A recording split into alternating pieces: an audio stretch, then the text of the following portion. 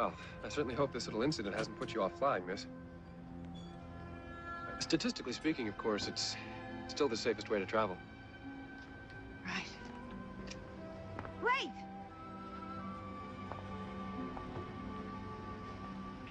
Who are you?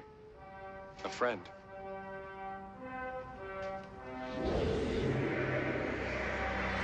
Bye.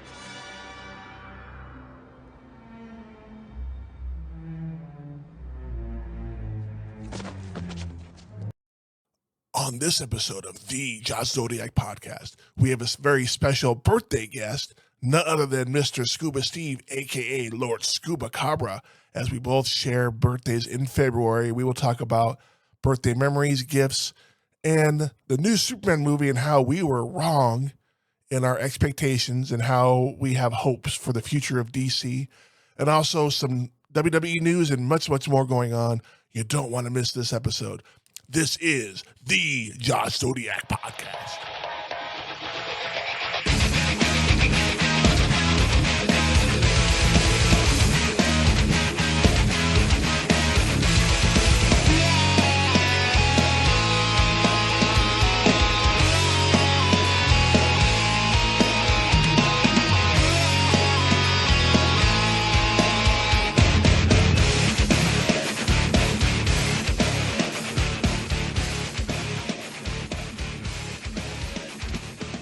And welcome to the greatest podcast you've never heard of. That is, of course, the Josh Zodiac Podcast, a podcast that has no agenda and no real script, as far as you know that is.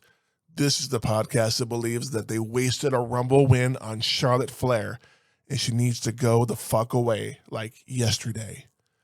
As you can tell, I'm not the biggest fan of Charlotte. I am Team Becky 100%. This is going to be a special episode. I will have on a special guest later on in the show. That will be Mr. Scuba Steve, a.k.a. Lord Scuba Cabra, my commentary partner in Apex Championship Entertainment. We'll talk more about that in the coming weeks. We did just drop a new episode, the first episode, mind you, of the episode, or of the show, Apex Uprising, on YouTube. Just search Apex Championship Entertainment. You'll find the first episode. Humble beginnings, but it will get a lot better. Just we're finding our footing. No, nothing bad about the company. Just, we're finding our footing. We'll get there. No worries. We did it before. We'll do it again. But before I get to Scuba Steve, and we'll be talking about birthday stuff and the new Superman movie and comics and all that kind of stuff, I want to talk about some WWE news that occurred most recently. The first thing I want to talk about, and I'll just hit the highlights with this. I'm not going to hit every name. WWE did a bunch of releases, and they do that yearly. They get rid of some of the riffraff and people that just aren't quite hitting it. Now, I know there were more people that got released than what I'm about to talk about, but they definitely got rid of Cedric Alexander, Blair Davenport, AOP, Paul Ellering, and Sonya Deville's contract was not renewed, so therefore she has been released. Excuse me. My thoughts on that, when it comes to AOP and their manager, they really weren't doing a whole lot. They were kind of in the shadow of Karrion Kross and the character he was developing, so I'm not too shocked by this. Cedric Alexander, I've been watching wrestling a long time, and I think I can count on one hand the number of times I've seen him actually on TV outside of, I think it was 205 Live, but that was like forever ago. Blair Davenport, who shined in NXT, and it's not an uncommon story for somebody who does really well in NXT and then goes to the main roster and they just fizzle out. So that kind of not shocked by that. They had her on the show here and there, and then less and less TV time. I left out Isla Dawn as well, got released, and that was just a big old fiasco because she was a tag team champion at one point. But I think on her Twitter, she said that I'll see you in 90 days. So I'm pretty sure she's going to go to either TNA or AEW, or maybe she'll just do some independent stuff for a minute. But the biggest star on here, in my opinion, was the Sonya Deville release. After Mandy Rose left, and I'll be talking about that topic, about Playboy and OnlyFans here in a minute. When Sonya Deville got let go because she was doing OnlyFans and was making more money doing that than she was making in WWE, Sonya's career kind of took a nosedive because she didn't have that partner with her. And I know recently she tried to make that faction with a couple of female wrestlers that are LGBTQ plus. Didn't do very well. Not shocking. Nobody was invested. And to be honest, I don't think anybody really cares about Shayna Baszler anymore. Once Ronda Rousey left, I think her career is slowly fizzling, and I wouldn't be shocked if she was the next one to go. But I think Sonya Deville is kind of an over-glorified valet. I mean, her wrestling skills were, I think Dana Brooks was a better wrestler than she was. And again, this is just my opinion. I could be wrong. I don't know. But that being said, there was like a list of people that got let go, but I just hit the highlights with that. But the big topic I want to talk about as I hit my transition, button didn't want to work. Jordynne Grace has joined WWE, and if I'm not mistaken, she will be a part of the NXT roster, which is great.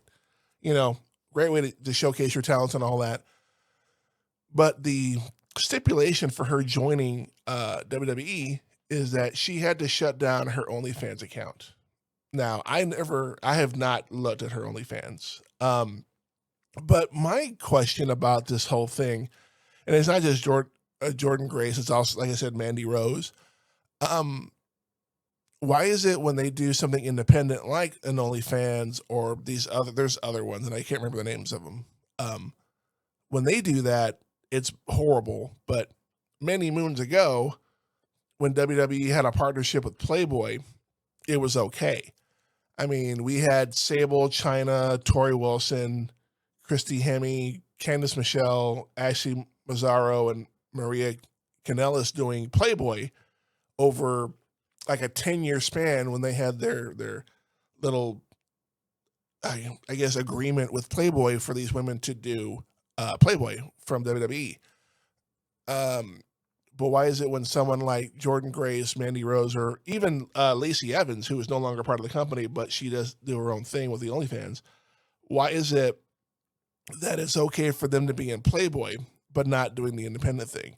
My theory is that it's because OnlyFans is just for them. WWE does not get a cut of that money. Now, I would like to think that Triple H is a smart enough man to know that if these women want to put themselves out there, let them do it. Who are you to stop them from doing it?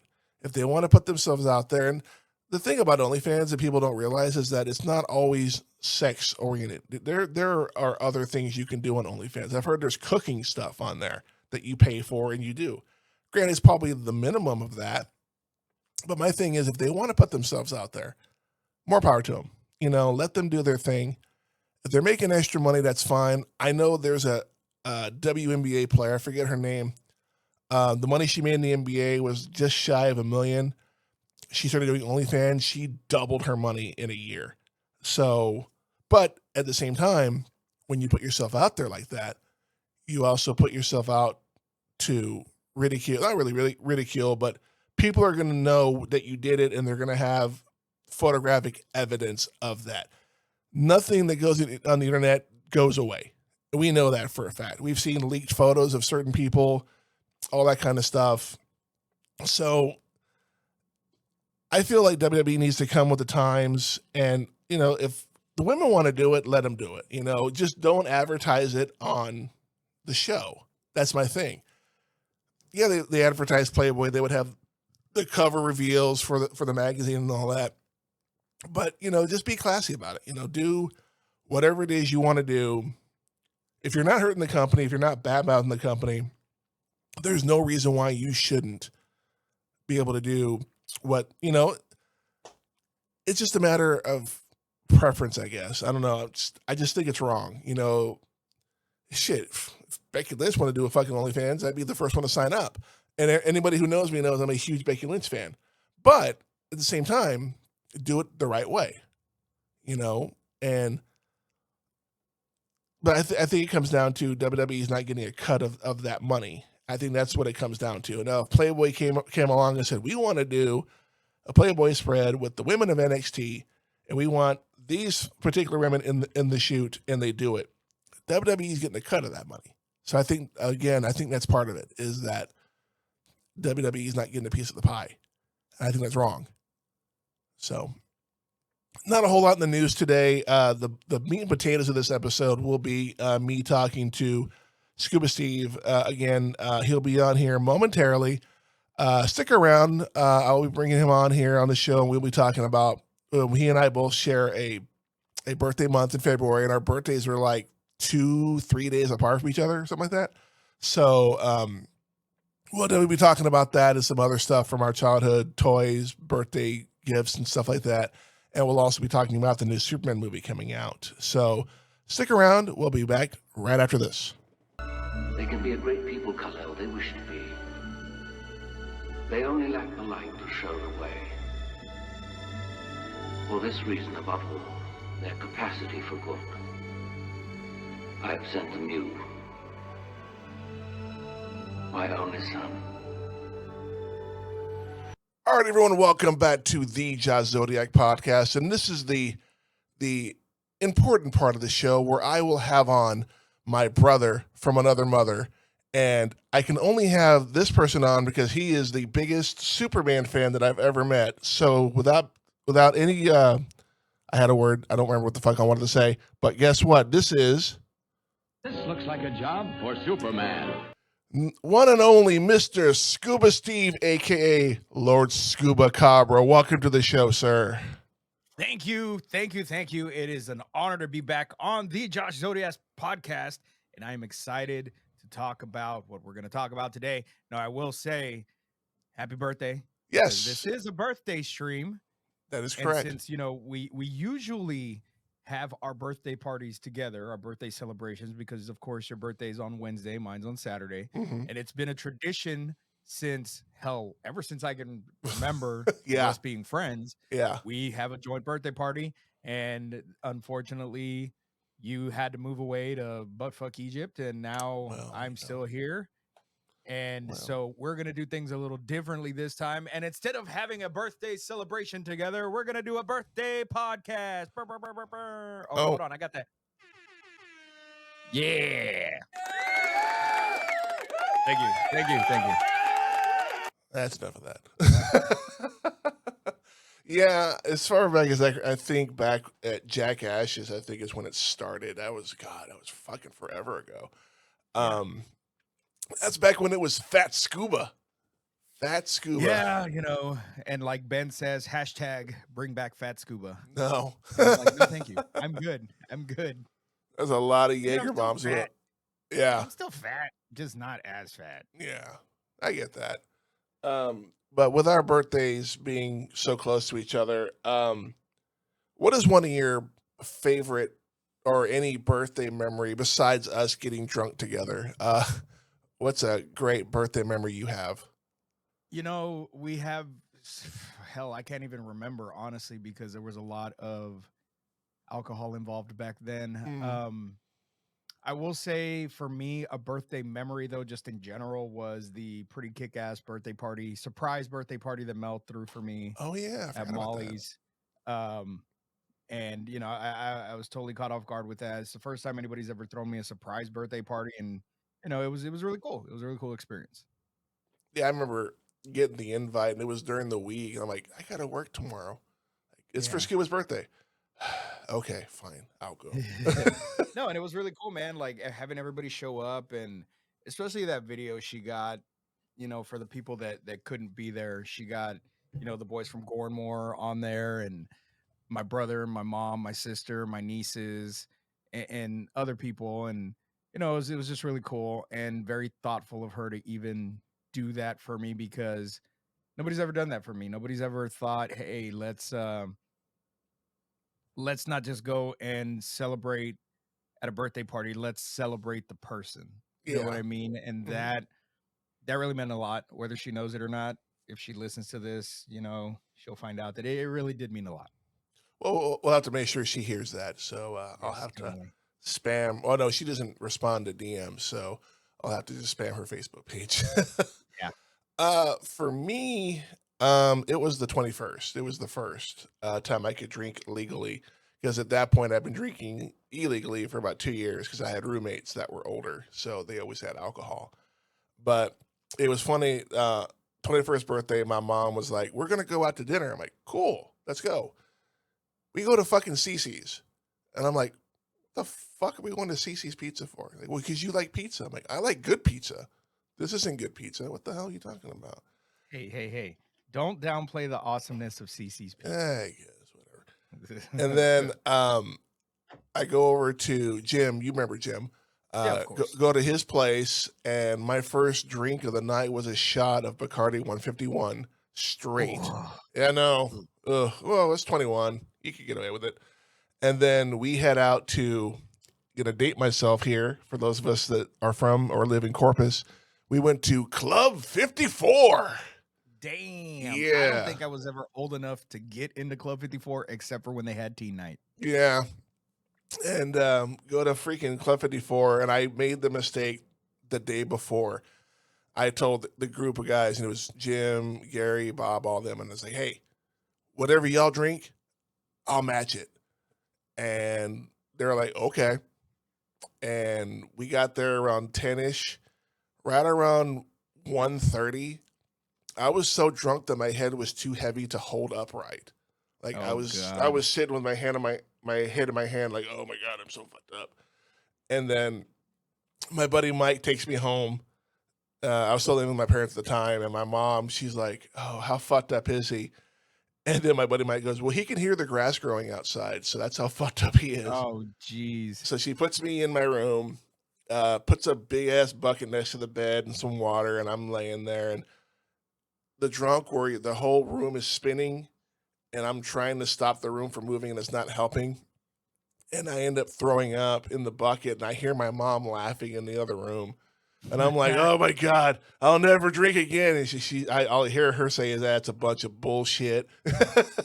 Famous last words, my friend. Oh, I Famous last know. words. Well, that was the first time I'd actually been drunk. I mean, I'd been buzzed, but I never was ever like shit-faced drunk like that. And that is the first of 2 times I was that shitty drunk.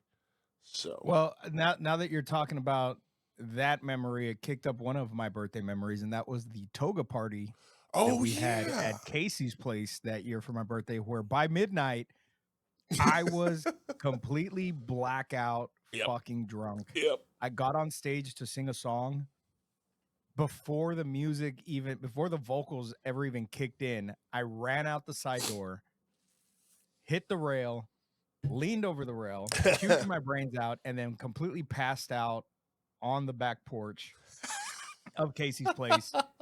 And then I woke up at 3:00 in the morning, ready to party again, and everybody was gone because of course the bar was closed. I do And, remember that. Yeah. I remember getting up the next day at like 3 in the afternoon, and there were photos of everybody taking pictures with dead Caesar Scuba because, you know. Oh, I remember that. That was fucking funny. Yeah, that was the night I made out with some girl I'd never met before. I remember that night very, very well. And there's plenty of photos of that somewhere in the interwebs, somewhere. The one time there's proof that Zodiac actually got a chick. Yeah, well, you know.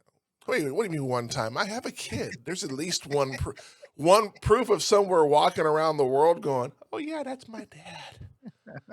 He's a loser. He has a podcast," you know. So, since we're talking about birthdays, we'll do transition now. I don't have the music Ben has. I go a little nerdier. I go the Wonka route. Yeah. Favorite birthday gift. Now, I will say, and we talked about this before we hit record, but I did buy myself a unique birthday gift yesterday. And if you can hear me a lot better, it's because I upgraded the equipment.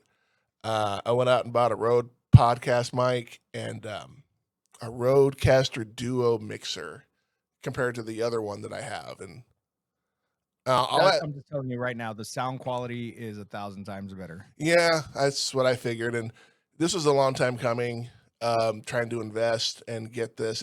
It hurt a little bit, but I figure it'll be worth it in the long run, especially when it comes to commentary, because I listened to the Apex, the first show the other day, and my audio is just, it just sucks. Yeah, compared to mine. Oh Yeah, yeah, 100%.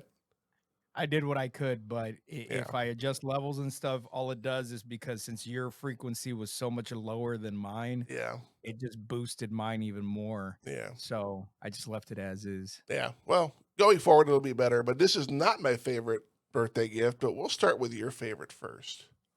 So my favorite birthday gift, and I give Mel shit for this a lot, but it's actually one of my favorite birthday gifts that she ever bought me. And actually, give me a few seconds. Watch this. Uh-oh. Oh,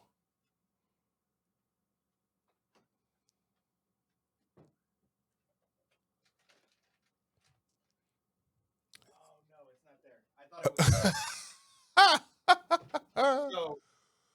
So a long time ago, in a galaxy far, far away, she got me a handmade gift basket, and very poorly put together, extremely poorly put together, Okay. with Scotch tape, and it was a bottle of Jaeger in a basket with a bunch of cans of Red Bull wrapped around it. Oh, nice. And that wasn't my favorite part. The favorite part was the hemorrhoid cream that they got me because I was old. It was a joint gift between her and Sonia. But my absolute favorite part of that gift, she got it jokingly, but it was a handheld version of Oregon Trail. Oh, no way. Yes. Nice. And so she bought it as a joke, and it said, "Because you're old." Wow. And I'm like, okay, haha. And I give her shit as it being one of the worst gifts I've ever gotten. But in reality, I was so stoked because I absolutely fucking love playing Oregon Trail. Oh, yeah. And it's just it's a little handheld that, you know, it's got the buttons on it and you just play Oregon Trail on it. Like, it was really cool. Yeah, I remember playing Oregon Trail in high school on the old all-in-one Macintosh computers off of the floppy drive. Yeah, I remember. Hell yeah, floppy disk like a motherfucker. Until, you know, you die of dysentery and it's like, fuck, gotta start over. So, for me, I forget what year it was. I want to say it was 83, maybe 84. The house I grew up in was like half a block from the school that I went to. I went to Fannin Elementary, and I will say that I got a lot of shit because my last name is like one letter off from that school, so I got a lot of crap for it. Which, as you know, James W. Fannin was the commander at Goliad when all that shit went down. I'm sure you know that. Yes, of course. Okay. I got home from school, and in the kitchen, my mom had me close my eyes, and I walked in, and she was like, "Okay, open your eyes." And I opened my eyes, and on the kitchen table was a shitload of He-Man figures. And I'm talking He-Man, Skeletor, Ram Man, like at least 7 or 8 of them, and they weren't cheap. And then, but the big thing was she had bought me the Wind Raider, which was the plane. But what made it extra cool is that she got me Castle fucking Grayskull. Nice. And it was sitting there, and I'm like, oh my God. And I never asked for that for a gift. I thought I would never. I thought I had a better chance of getting the USS Flag from G.I. Joe than the Castle fucking Grayskull. So that was definitely one of the cool, and never asked for it. She knew that I loved the cartoon, would watch it every day after school, after, you know, Transformers and G.I. Joe and all that shit. But yeah, to me, that was like one of the coolest gifts. I wish I'd still had all that stuff because I'm sure it'd be worth some money now. But it'd be worth tons. It'd be worth tons of money, man. Like, don't open the box, Mom. Just put it away. Well, just leave it there. We'll open it in 2025, make some money. Okay, now going to transition once again. We are both Superman fans. Yes. But fun story, when I met you, you were adamant about being the only Superman in the group. So I switched to Green Lantern, and yeah, I was like, well, fuck, who am I going to pick? Look, man, The Justice League. Justice League of drinkers. All right. Nobody could outdrink me. Of course, I was Superman. I had the Kryptonian DNA. Yeah, okay, fair enough. And to be fair, sugar, sugar, it's a rock technically, and sugar's my kryptonite since I have diabetes. So there you go. Wow. But with us being Superman fans, I wanted to rank the actors, the live action, not the cartoon, because there's way too many of those guys that have played Superman, and kind of do our least to best. Now I had to pull up the list because I knew there was a couple that I'd never seen. And the list is George Reeves, Kirk Allen, Tom Welling, Henry Cavill, Christopher Reeve, Dean Cain, Brendan Routh, and Tyler. How do you say his last name? Tyler Hoechlin? Huh? Yeah. Hoechlin? Yeah, that guy. I'm going to disqualify Kirk Allen only because he was on a film serial back in 1948, and I'm pretty sure neither one of us has ever seen said serial, so I'm going to disqualify him out the gate. I have not. Yeah, I mean, I've heard of it. I've seen little clips, but I've never actually watched it. So, of that list, who would be your least favorite? Of the list, my least favorite Superman. Well, I'm gonna have to say that probably my least favorite, just because the movie was just not that good. Probably gonna go Brandon Routh. Okay. Not because he's a bad Superman, because he wasn't a bad Superman. It was just that the way the suit looked, the S on the suit, the colors of the suit, they weren't that traditional red, that bright red that Superman's supposed to be. It looked more like a maroon. It was more of a maroon color, and so he's gonna be at the bottom of the list for me, but not because he was a bad Superman, because he wasn't. He looked very similar to Christopher Reeves, not much, but a little bit. Yeah, I can see that. But the build and the movie just was not what it should have been. So he's gonna be at the bottom of the list. For you, it's Brandon Routh. For me, and this might be a little controversial, but I'm going to put Tom Welling at the bottom of that list only because he played him for like 2 seconds. Like, you saw him open his shirt. You never actually really saw him in the suit. You saw the ripping of the shirt at the very end of the series. You saw the logo, and that was it. Sir, you are forgetting the red blur. in the Flash TV show, he finally suits up. And he is the Kingdom Come Superman. That's Brandon Routh who did that, not Tom Welling. Oh, that's right. My bad. That was Brandon Routh. 10-4. You are correct. Yeah, the Clark Kent we got in that show was I took my powers away because I love kids, and I'm with Erica Durant, and she's so fucking sexy, and where the fuck is Ben? Because he's always around her. That's right. I don't know what part of the multiverse I hopped in where I saw that completely different in my head. Yeah, it was Brandon Routh was the Kingdom Come Superman, where he had the gray hair and all that stuff. So yeah. That's right. I don't know why I pictured Tom Welling that way. I mean, I think the closest we got him, which was still kind of cool with Tom Welling, is we did see him in that black trench coat with the white S underneath, which wasn't traditional Superman, but it was really.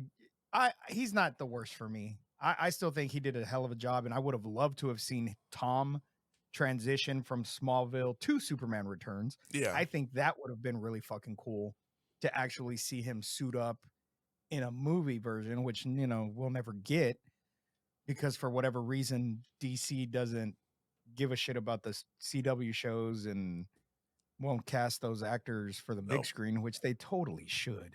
I mean, I know Grant Austin, who played the Flash, he has said time and time again he would love to play him in an actual movie. Oh yeah, Grant Gustin would totally be down, and I was hoping that that's the route they would have went for the Flash movie, where when Barry goes and changes everything, it doesn't only just change that, it changes him as well, and we would have gotten Grant Gustin. That would have been cool. I mean, James Gunn has an opportunity here if he wants to introduce like Ultraman and that society of bad superheroes that are bad. He used past actors, Tom Welling, Henry Cavill, Gal Gadot, Ben Affleck. There's an opportunity there to make it work. I just don't know if he'll do it because. Yeah. Okay, so who would? And it's funny because for me, it's a toss up between Tom Welling and Dean Cain because I cannot stand Dean Cain's Superman. He annoys the shit out of me. And plus, that show is so campy. That's fair. It's That's so fair. 90s. That's part of my childhood. Yeah. So next on the list for me after Brandon Routh would be Tom Welling. I love Tom Welling as Superman, as I just stated, but we never saw him suit up. Yeah. So, but I still think he played Clark Kent very well. And, the show did get very goofy there for a while, but I mean, it's that great kind of cheese that I could watch over and over again. Yeah. Yeah, for me, it's Dean Cain. And you mentioned Tom Welling. He did hold it for like a second when his dad gave it to him. Like, here was the suit, son. Save the Earth. And that was like the very last episode of Smallville. Yeah, for me, it's Dean Cain. I thought the suit looked very cheap. Like it didn't. I mean, the Christopher Reeve suit looks kind of cheap, but this one looked worse. And that says something. I thought the S was way too big. Yeah. So, okay, not a whole lot to talk about on that one. Okay, now, who would be your number 2? Actually, Like greatest of all time. Yeah. Number 2. yeah. Ooh, I'm gonna go. This is gonna be controversial for myself as well, but I'm going Tyler Hoechlin. Like his rendition of Superman and Lois was just amazing, man. I genuinely liked him as Superman. The only parts of him I've seen playing Superman were on like the CW crossover shows with Supergirl and all that. That's really the only interpretation of the character I have, and I mean it was decent for what it was. Do yourself a favor, watch Superman and Lois. The final episode of that show will have you in tears. Okay. I think you can watch it for free on the CW app, so I'll look into that. For me, number 2, it's not controversial. It's Henry Cavill, only because I thought, and it's funny when that movie first came out, I'm like, the suit's too dark, what the fuck are they trying to pull? And even the storyline was it was more of a darker tone to what we were used to, but at the same time, I think the character needed that. You needed to be more grounded, more humble. You see Jonathan Kent sacrifice himself, even though Clark could have helped him and exposed who he was. Like, nah. Kevin Costner's like, I got this. I'm going to go make Yellowstone. I'm good. So, but yeah, Henry Cavill definitely, he grew on me. And I was so pissed that they didn't recast him for the new ones that are coming out. So, yeah, that's where I'm at on that. We're not going to go through the rigmarole of, the middle, but who is your top number 1 Superman? Come on, man. Christopher Reeves. Yeah. You got to give it to the man, the myth, the legend. He was the embodiment of Superman, even though Superman 3 and 4 weren't that great. Yeah. Superman 1 and 2 are classic films. Yep. And watching those movies as a kid, I think I was, let's see, the sequels came out. I want to say Superman 2 came out in 83? No, I think it was earlier than that. No, I think it was 83 because Superman came out in 78. So I wasn't even born yet. And when Superman 2 came out, I was only 1.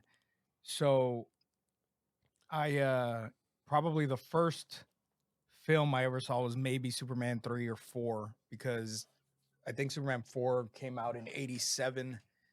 Yeah. So, I would have been 5. So I think 3 or 4 was one of the first ones I ever saw. And granted, at the time, I thought it was fucking amazing. I was a kid. I didn't know anything. Yeah. But then going back and watching the other ones, it's like, dude, like this dude was Superman. Christopher Reeves was Superman. Like Yep. like it says, you know, the tagline was, you'll believe a man can fly. Yep. And I did 100% believe that this man was Superman. Like I looked up to him so much. I didn't see him as a character. I saw him as Superman. Yeah. And it's funny you mentioned that tagline. You can't see it in the shot, but I do have the poster. Nice. You can't see it. It's the one of the clouds, and it's got the logo, and on the bottom, you'll believe a man can fly. It's like, I don't know. 3, I don't think 3 was that bad. I mean, it could have been better. And Richard Pryor, you know, being in a Superman movie was kind of odd, but at the time he was kind of the it thing, so I kind of get it. And Superman 2 actually came out in 1980. I just Googled it right now. So it came out 2 years after. I know they had the whole Richard Donner crap with the producers and all that stuff. And I think I have the Richard Donner cut of that movie, which is a lot different. That's the only way to watch it. It's a lot different than the original cut.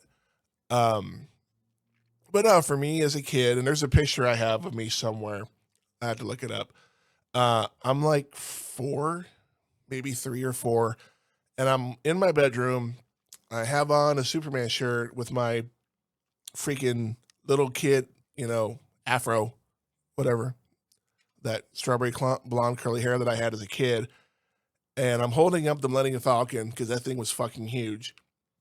And behind me is a Superman poster where he's standing and he's got his finger up in the air.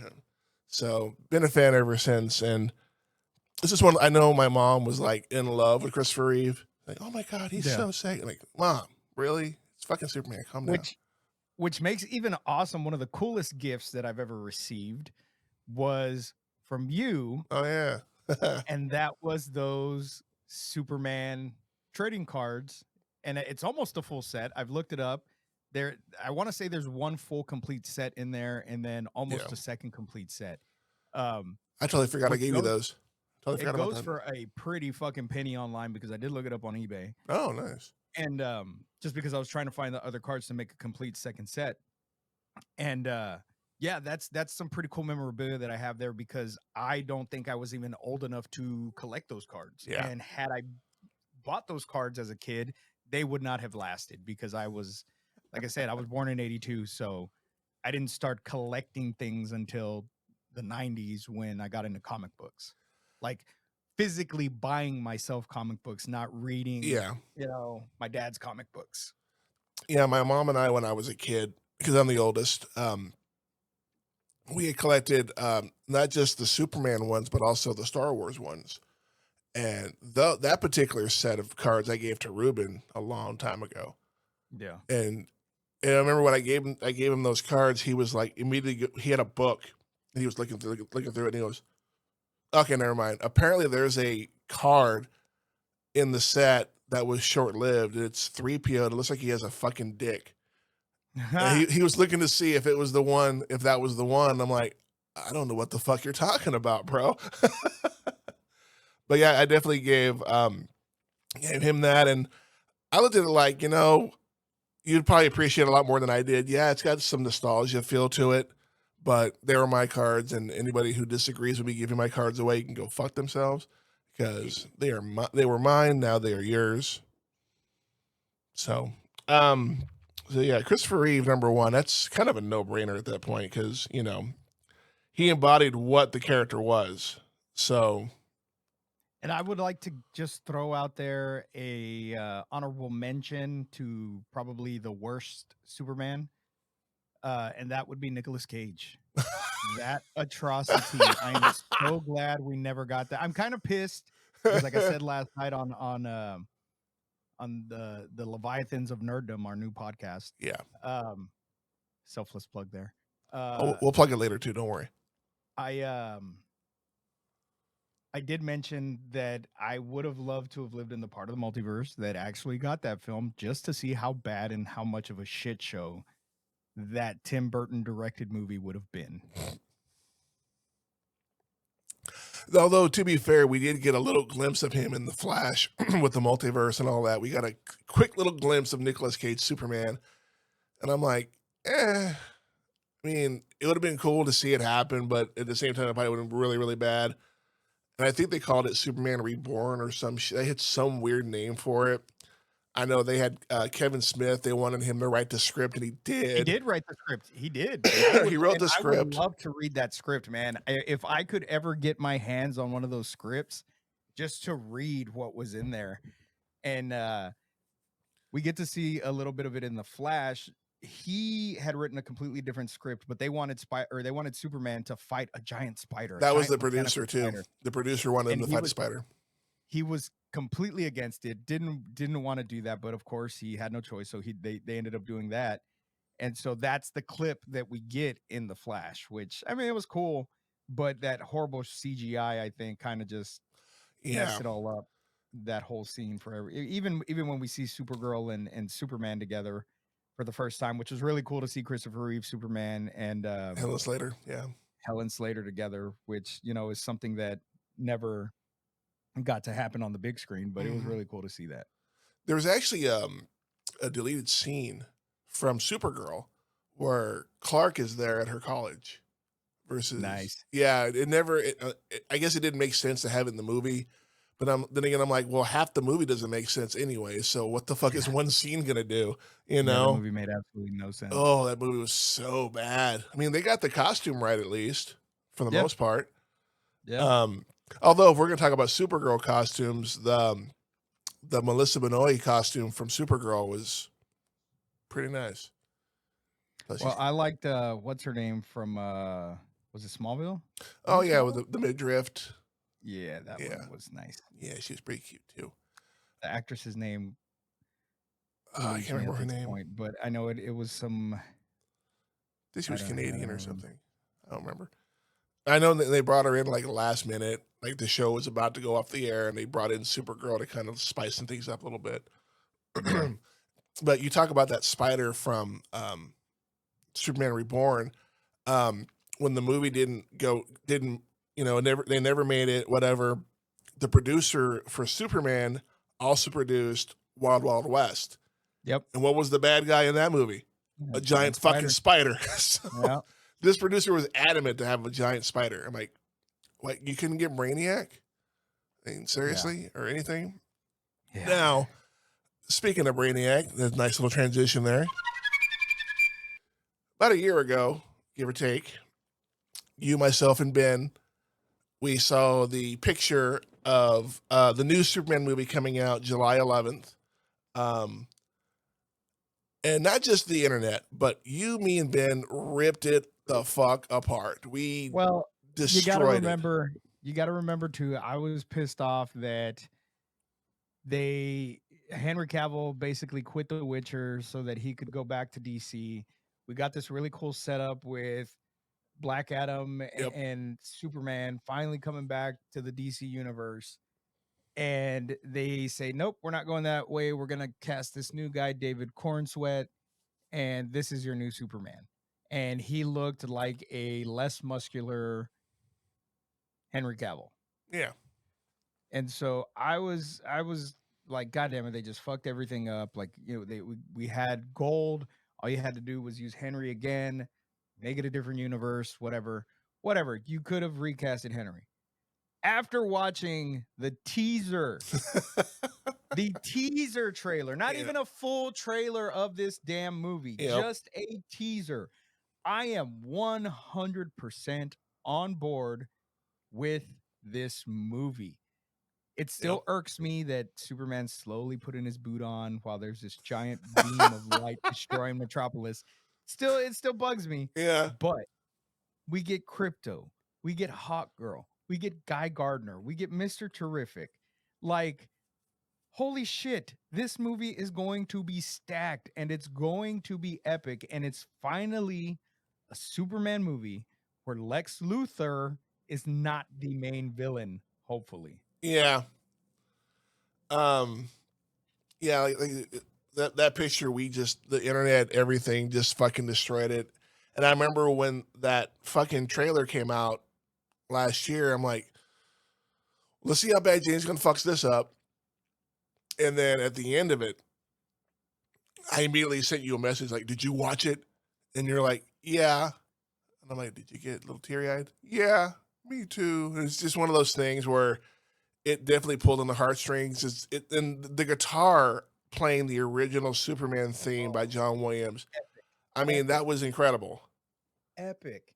Getting crypto. Like, we get crypto. Granted, it's not live action. It's CGI, dog. But I don't care. We get crypto. And not just that, but you see Superman in a way we've never seen him in a movie. He's beat he got beat up as Superman too, but he wasn't Superman. He was fucking Clark. He didn't have his powers. But he's fucking battered and bruised. I'm assuming it's probably Ultraman that beat the shit out of him, probably. Well, not just that. He's battered and bruised. For some reason, we don't know yet, people are against him. You know, even though he is this beacon of hope, we do see this one scene where they're throwing cans and shit at him. Yeah. And it's like, dude, this man could obliterate you in the blink of an eye. And the disrespect that you were showing. But I will say I am a fan of how it's filmed. The colors are bright. It brings back the hope to the DC universe that has been lacking forever. Yeah. Now, the reason I think James Gunn is going to do amazing. Have you seen Creature Commandos yet? I have not. It's on the list of stuff to watch. You need to get on that ASAP.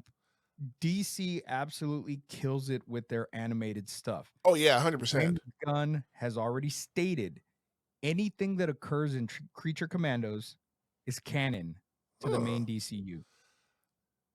I think I'm okay with that because, you know, why do you have to make a traditional live action movie? Why not do some animation where you could do a lot of cool shit with it?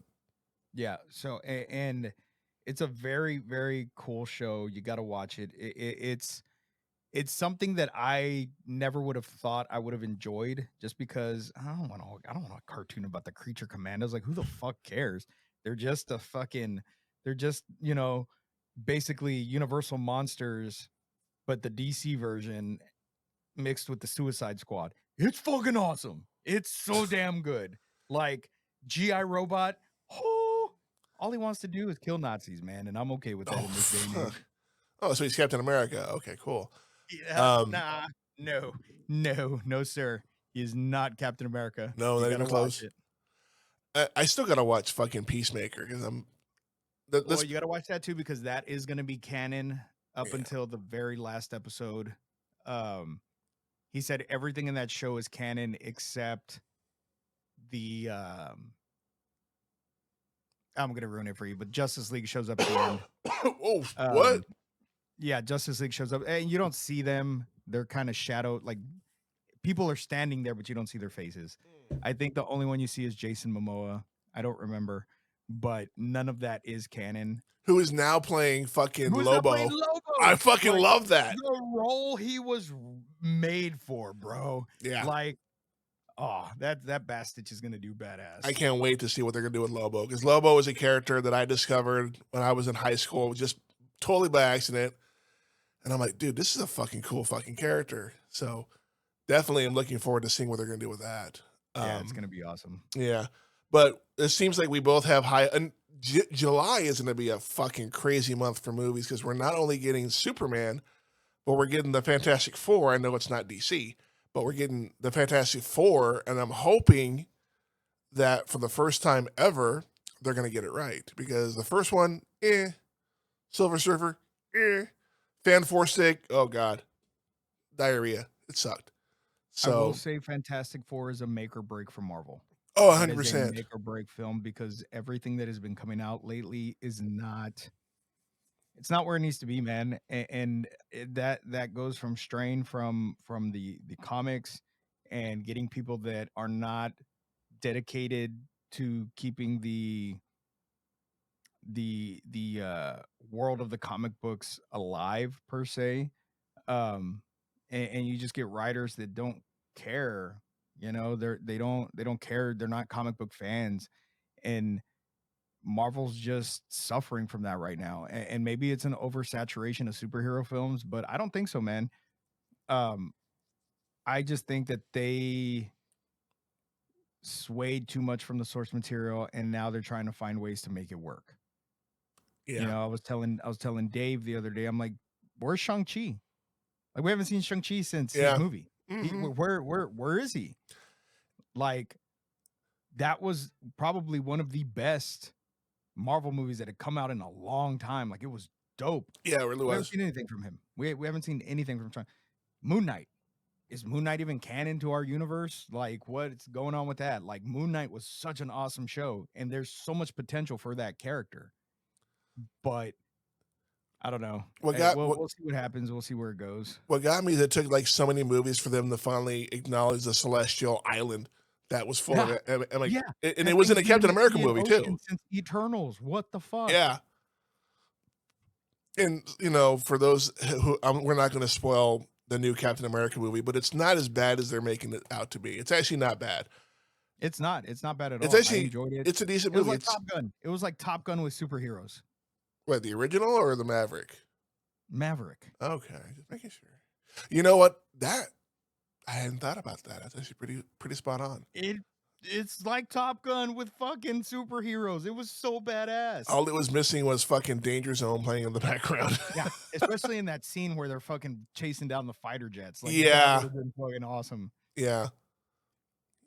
I may need to go watch that again because that was actually not a bad movie. It was not a bad movie, and no. I do want to watch it again. I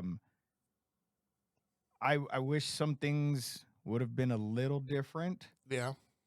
But other than that, I was cool with it, man. This isn't Steve Rogers. Steve Rogers is no longer Captain America, and the people that can't let that go, you need to let it go, man. I was one of those people. I was one of those people at first. Steve Rogers wasn't always Captain America. No, true. We have different iterations of the character, and you know, if Chris Evans ever comes back as Captain America, cool. We have two Captain Americas now, like we do in the comics. Well, like we have multiple Spider-Men. You know what I mean? Like, we have multiple Wolverines. It's cool. There is talk that in the whole Doomsday and Secret Wars that we're going to get Chris Evans back, but not as Captain America, but as Captain Hydra. Captain Hydra. Yeah, and I'm like, dude, I want to see that. I hope Chris has enough sense to go, you know what? I'll don it one more time, but it's the bad guy. So you don't see. Oh, they'll do it. They'll all do it, man. I'm pretty sure they're all still under contract specifically for Secret Wars. Yeah. And we'll see everybody back. I think the only one we will never see again is Black Widow. Yeah, that whole contract and her suing the company definitely didn't go over very well. But yeah, it is what it is. But yeah, I think Thunderbolts, which comes out a month before Fantastic Four, both of those movies are going to be make or break for that.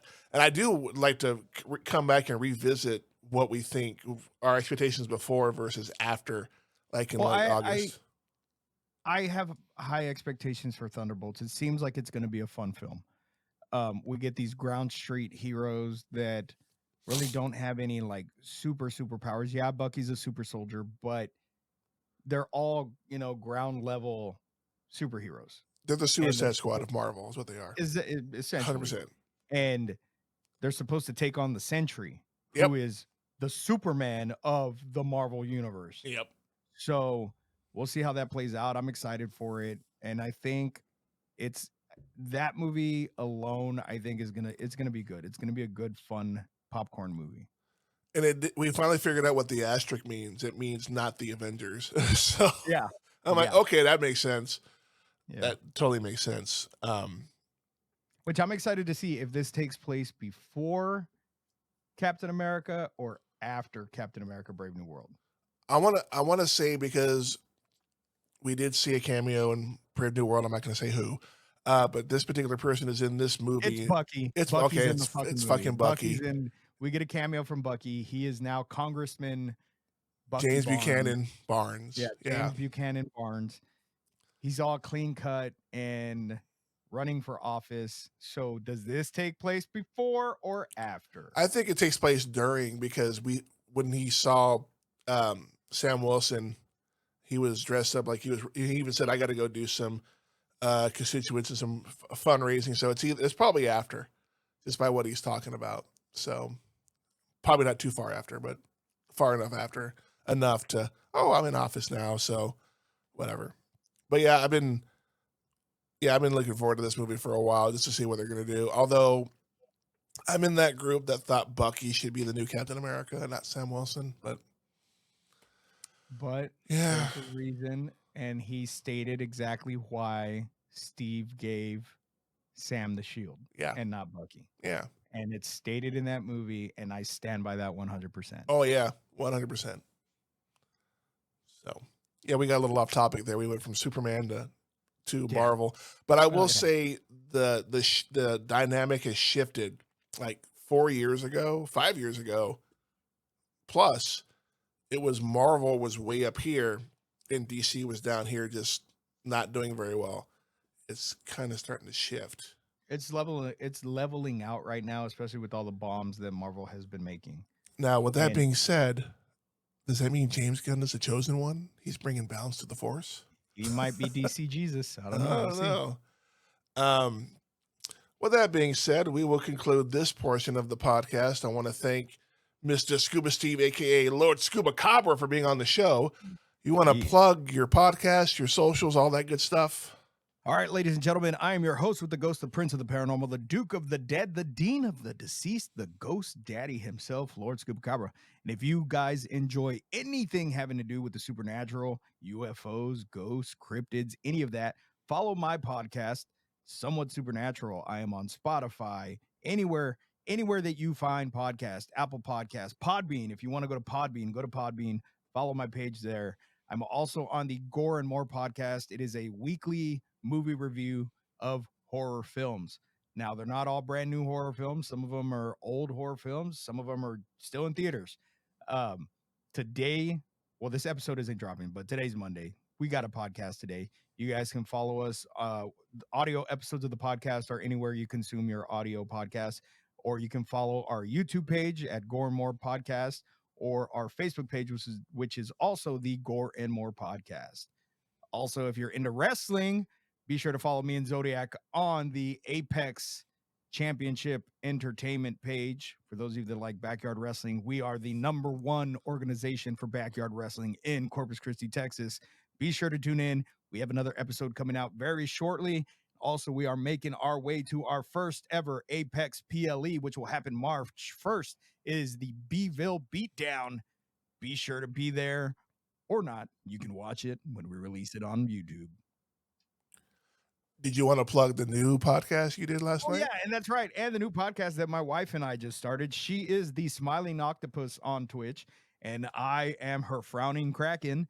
And we have just decided to make a podcast called the Leviathans of Nerddom. And we are a bi-weekly podcast where we will talk about all things nerd. So be sure to tune in on that. I haven't put any of the episodes up on Podbean yet, but they will be on Podbean, Spotify, everywhere here very soon. We just did our first episode last night. So yeah, check out for that very soon. The Frowning Kraken. Like, is that what you do when you walk into the bedroom? Like, release the Kraken. Well, it's she's the Smiling Octopus. She's the yin. I'm the yang, the Frowning Kraken. It's funny. I saw a commercial recently. Their mascot was an octopus, and I went, uh-oh. And it was a purple one too, I believe, too. It's like, oh, shit. Oh, they're gonna die. Trademark. All right. I will be back momentarily to do a tribute to a good friend of mine who has also got a February birthday. So stick around. I'll be right back. Are you okay?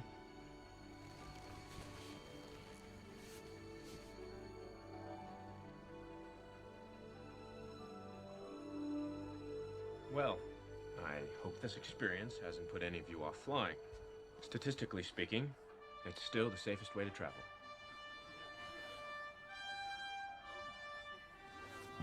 And welcome back to the show, ladies and gentlemen. Before I end the episode, again with February birthdays, and I have quite a few friends that share a birthday in the same month. You know, myself, Scuba Steve, my buddy Will, who's also in Apex and in the Die Hard group that I'm a part of. Or, yeah, that's a whole different story.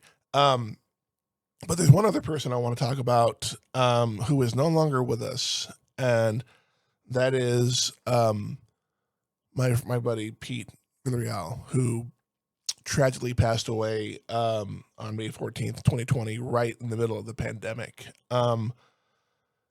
his birthday was on February 6th. We always had like little get-togethers. There were times that we would celebrate his birthday and my birthday we would just pick a random day. We would get together, have a couple drinks, have a good time, maybe go to Molly's. It's been almost 5 years since he left, and losing siblings, losing parents, stuff, grandparents, that's hard. It really is. But losing somebody, and I'm not trying to compare the two, I'm really not, but losing somebody that, you considered a brother, somebody that had your back, that had your six, somebody that would give you the tough love. And let's be real, Pete was an awesome guy. He'll give you the tough love. If you ask him a question, he's going to be 100% honest with you. And anybody who knew Pete would know I'm not lying about that. He'd give it to you straight. And if your feelings got hurt, oh fucking well. Because if you ask somebody a question or an opinion and I give you an honest answer, you shouldn't be upset at me because I gave you, an honest answer. I do know what makes his passing even harder was that week, back that week of May 14th. He and I were supposed to hang out earlier in the week. I think it was like a Monday, and he wanted to go do something. And I was like, yeah, I'm not really feeling up to it. We can hang out later in the week. Kind of blew it off, and I think 2 days later he was gone. And for me, that hurt because again, in the middle of the pandemic, social distancing was in full effect. People weren't getting together as much. Excuse me. There was just a lot that we couldn't do, and getting together, and we were just going to probably hang out, watch movies, the shit we always did. And when I got the news that he had passed away, I'm not going to lie, I thought somebody was joking with me. I'm like, if this is a joke, it's not very funny. This is in poor taste. And then was able to confirm with his sister Liz, and if you're listening, Liz, I'm doing the best I can for a tribute. I know I'm on the fly. I'm not very good. Usually I have to think about stuff to say. But definitely getting that news, it definitely hurt a lot. And the fact that we were in the middle of the pandemic, the funeral was for family only. So I wasn't there to be at the funeral. Which I guess this makes me a horrible friend because I have yet to go to the site where he's at. Granted, I live out of town now, but even then, before that, there's no excuse. I guess a little part of me is not accepted that he's gone. Like there have been times I've wanted to text him and I'm texting and I'm like, oh wait, can't. Yeah, he's not gonna get this, and it definitely puts me in a very somber, not really a foul mood, but definitely kind of, it puts you in a place that you really don't want to be because, if anybody who knew Pete, when it came down to movie time, I mean, he was a bigger movie fan than myself and my brother were. And whenever there was a big movie coming out, like Star Wars or a Marvel movie back before the end of the Infinity Saga, he would buy a group of tickets, pay him back or buy him concession. That was always his thing. And we would sit there, take up 2 rows. It was always his family, myself, my brother, and then other people that we knew. We would all sit there and, interact and all that. The one that really upset me is I saw a different showing of Endgame, Avengers Endgame when it came out in 2019 or 18. I forget what year it came out. But, just the reaction and the being in the presence of friends and enjoying it more, and even we would have movie marathons, we would sit and just watch movies and bullshit, and even wrestling to a point. We would sit there and watch wrestling. Again, I'll bring up Liz. She is such a huge fan of Randy Orton that, we would just sit there and kind of pick, oh, Randy Orton's on, Liz, whatever, just kind of poking each other. It's just what we did. We roasted each other, but it was in good fun. And now I don't have that roasting from him that, lately I've kind of needed. I've been kind of homesick the past couple of weeks, just being so far from Texas and not being around people that I care about, you know. And I know if he was here right now, he'd be telling me, stop being gay. You know, and I would laugh it off and everything would be cool. But I do want him to know that he is sorely missed. It's a huge void in my life that's gone. It's been gone for almost 5 years. And he was the Chewie to my Han. He was the Bucky to my Captain America. And, you know, not having that presence, that conscience that he brought to the table, not having it here, it's still rebuilding, still picking up the pieces. And it never gets easier. It gets harder. Anybody who says time heals all wounds has never lost a friend like Pete. 100%. It definitely hurts. And I know with everything going on today, he would be having a field day because he was very, very, very pro-American and was not afraid to voice his opinion about anything. So that's part of the reason why I love the man. So Pete, I want you to know, brother, that I do love you. I do miss you. You know, some days are easier than others, but anytime I watch him, you know, I watched the Captain America movie this past weekend, and it just was different going to any movie, much less a Marvel movie, and you weren't at my side. So, just want to say thank you for the memories. Thank you for being an awesome friend. Thank you for being you. And on that note, I will close out this episode. If you're new to the show, thank you. Welcome. We love having you here. If you are a repeat offender to the show, thank you for being here. Coming up on a year since the show started. The show began February 27th, I believe, of last year. We'll probably do something special right around the time the Elimination Chamber comes around. But if you want to like, subscribe, and follow me on Facebook, just search the Josh Zodiac Podcast. I do post memes and possible news stories for the next episode. And if you want the audio version of the podcast, sorry, talking about Pete's making my voice kind of crack. You can like, subscribe, follow, and search for me on Spotify, Amazon Music, iHeartRadio, Apple Podcast, and YouTube. YouTube is just the audio. There's no video, although I have to format it into video format. If you have a question for the show, if you want to give me some, if you just want to talk to me, send me an email or whatever the case. You want to ask me a question. I'm rambling because, you know, again, talking about Pete definitely puts me in that kind of mood. Losing my footing here. But if you want to drop some notes, whatever, or if you want to give me a review, you know, what you think or what I could do to improve, I'm open to all criticism. I definitely will read your emails on the air. You can email the show at thejashzodiacpodcast@gmail.com. For the past year, I've been looking for the proper catchphrase to end the show with. You know, I've been doing Make It So. I've been doing This Is the Way lately. But I think in tribute for Pete, I'm going to do something that he would totally get and I think he'd appreciate.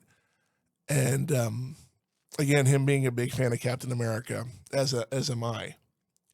And I said this in a message on my Facebook the day he passed away.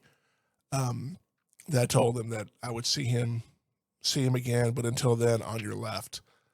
And I think On Your Left will be what I'm going to go with going forward. Just as every time I say it, I'm thinking of you. I'm missing you. I love you.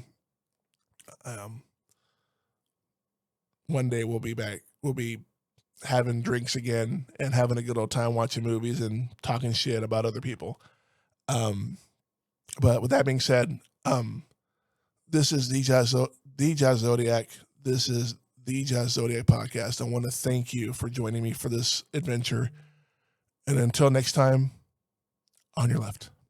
It's the Josh Zodiac Podcast. You know how long I've been waiting for this? Woo, I'm about to make a name for myself here. I don't think you guys walk away from this. You just make sure people know what happened here today. And when you get out of here, you have a drink for me, yeah?